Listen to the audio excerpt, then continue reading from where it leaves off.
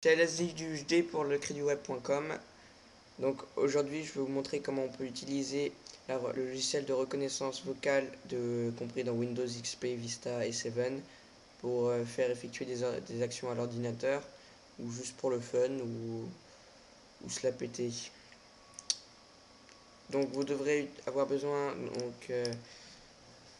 de Visual Studio 2008 édition Express Edition ou l'édition complète d'ailleurs que vous pourrez télécharger gratuitement sur comment ça marche ou d'autres sites, enfin peu importe, il faut que vous l'ayez.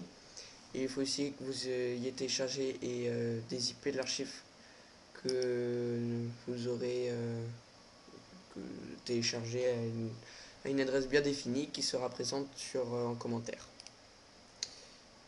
Donc voilà, donc une fois que vous avez des IP, vous l'ouvrirez et vous tomberez là-dessus. Alors là c'est le fichier du projet, parce que c'est comme ça que ça s'appelle, c'est un projet de logiciel.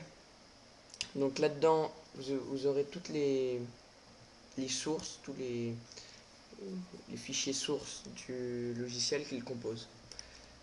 Alors regardons, normalement, vous devrez tomber sur form1.vb ou speechlibrary.vb, je sais plus trop quoi, enfin bref. Si vous tombez sur form1.vb, il faut que vous sachiez que ici, donc là où vous voyez load, deux fois d'ailleurs, c'est donc ce qui va se passer au chargement du logiciel. Voilà. Donc au chargement, vous aurez une action. Donc à partir de ne pas enlever en dessous, vous n'enlevez pas en dessous. Voilà, il me semble que c'est assez basique. Au-dessus, vous pouvez enlever, supprimer, modifier. Alors modifier si vous y connaissez en codage.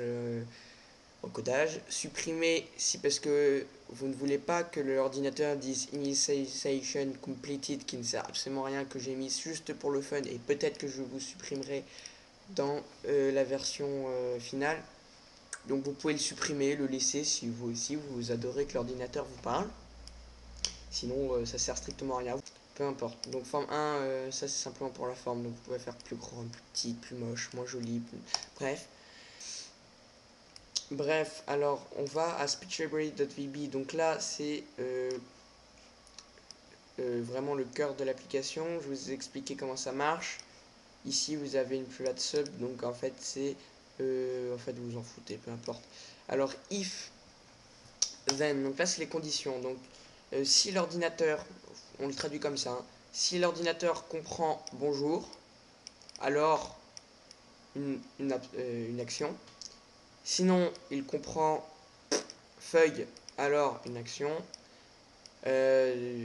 S'il comprend extinction, alors une action, etc. Bon, alors je fais tout un tas de trucs, par exemple, j'adore les patates.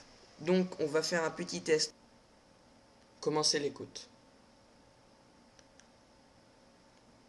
Simulateur de vol. Voilà.